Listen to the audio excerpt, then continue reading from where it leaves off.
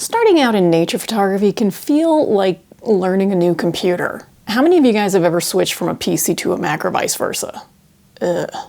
With all the advice out there from professionals or online, it's really easy to become quickly overwhelmed with the information available. But here's the thing, not all of that advice is meant for true beginners, the folks with the camera right out of the box. In this video, I'm going to share 6 pieces of advice that you may have heard that honestly, as a beginner, you can just ignore. I very much remember my first roll of film, yes, film, that I shot in manual mode. This is really embarrassing. I got 24 100% black prints back from the developer, and I had to wait a week for that disappointment. Try to stick around till the end, where I'm going to provide you with one piece of advice that can improve your photography no matter your experience level. And if there's any beginner's advice that you've gotten that you felt was less than helpful or just not necessary, go ahead and put it in the comments so we can all learn from each other. First piece of advice, you have to get a DSLR or a mirrorless camera in order to make good photos. That's just bullshit. I have seen folks decked out head to toe with the absolute latest and greatest of the best gear available who honestly just can't make a very good image. I've also seen someone with just a plain old point and shoot camera or even a phone that can create something absolutely stunning. Now, can you get higher quality images with the better gear? Of course you can. That's not what this is about. This is about just being able to create a good photo.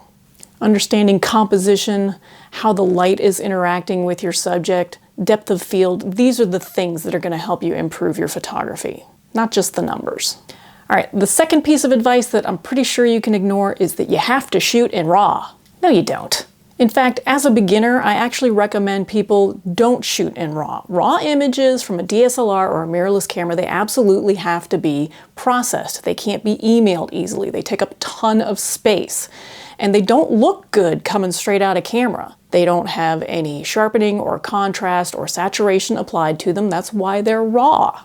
JPEG images automatically look better straight out of camera. Now, shooting in RAW has huge advantages. I shoot in RAW all the time, even on my phone. But don't feel the need that you have to start there. Do it when you're ready. If you are just now learning how shutter speed and aperture work, you don't want to worry about processing images on a computer. That is a whole nother headache that you don't need to think about right now.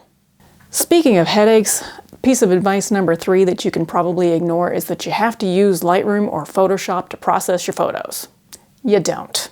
I'll be honest with you, it can take years to learn these programs. You've got enough on your plate learning your camera. I mean, I can barely keep up, and I do this as a job. Is Lightroom and Photoshop the industry standard? Yes. But does everybody have to use them? No. Learning your camera is hard. You don't need the burden right now of learning how to use the software on top of it. For beginners, if you do want to get into some editing, which I do recommend, I edit all of my photos, I would recommend starting out with something very simple like Snapseed or even Lightroom. You can use Lightroom for free on your phone or your tablet and do a lot of your editing right there. Now, you're not going to have the full version of Lightroom and the availability of the cloud unless you sign up for their service, but you can still get a lot done and get your feet wet with post-processing.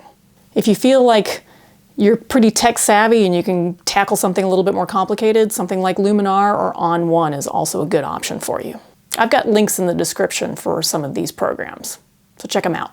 So you're probably wondering, why does everybody else use Lightroom and Photoshop? Well, I mean, there are certain advantages to using these programs. I use them because of the availability of plugins and for the overall flexibility in their creative possibilities. Piece of advice number 4 that you can probably ignore is that you need to develop your own style. Are you kidding me? Your own style? You don't know what the difference between f4 and f22 is yet. You don't have time for a style. That will come much later. And to be honest, some people never actually develop a specific style. Some people just want to try everything. You know why? Because it's fun. Advice number 5 that you can probably ignore is don't copy other photographers. Now, before you jump all over me in the comments, hear me out. You're a beginner. You are just learning what happens when you change your shutter speed or your aperture. You're going to learn by watching what other people have done. Now don't, steal their photos. Okay, that's copyright infringement. I'm not advising that. I'm just saying to use other people's work as inspiration. If you want to take the time to go to the same iconic location and try and get the same exact image as somebody that you are a fan of, that's okay. But what I want you to do is, if it turns out that your image doesn't measure up in your own mind, if it's not as good as the one that you had planned on making, really understand why. Was the other photographer's photo taken at a different time of year, different time of day? Did they use a different lens? Did maybe they shot at super wide angle and you're just shooting it at 35 millimeters? These things all make a difference. And when you notice that difference, you can really learn from it and start to grow as a photographer. The sixth piece of advice that I hear actually quite a bit that I think you can completely ignore is, as a beginner, is you have to shoot in manual. No, you don't. There are so many creative things that you can do and try when you do learn how to shoot in manual, but you don't have to do it today. You will get so caught up in the numbers that you will forget the basics of making a good image. You will forget about composition and studying how the light is hitting your subject. Don't get too wrapped up in those numbers. And I speak from experience here. As a teacher, I've seen it dozens of times. A beginner will come up to me and hold the camera in their hands and they're pointing it at the ground and they say, okay, what should my shutter speed be? I mean, not trying to be sarcastic or anything, but I have to be honest with them. I have no idea what your shutter speed should be because you're pointing it at the ground right now. Again, too wrapped up in numbers, not thinking about just finding a good composition. That is the most important thing. Get the image that you want before you start plugging in numbers. So as a beginner, I highly recommend starting in one of the semi-automatic modes. So get off of auto, that is important, okay? But learn one aspect of your camera at a time. Start with maybe shutter speed and test out different shutter speeds and figure out what happens. What's happening when you're hand holding at 1/4 of a second? You'll learn that real fast.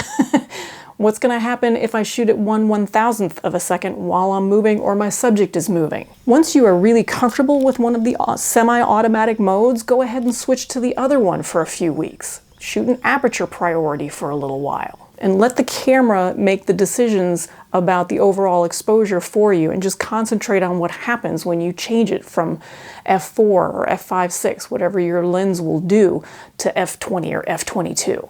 Don't overwhelm yourself with too many decisions at the same time when you're just starting out. That's what takes the fun away from it. And you're trying to learn this because it's fun, right? I've got a couple more tutorials that I will link in the description that are very specific for shutter speed and aperture if you're struggling with either one of those things. So definitely check those out if you want. So my advice, I think that just about anybody can use, no matter what level you're at, is, 30 years ago when I was studying photography for the first time, I was shooting a regular SLR camera.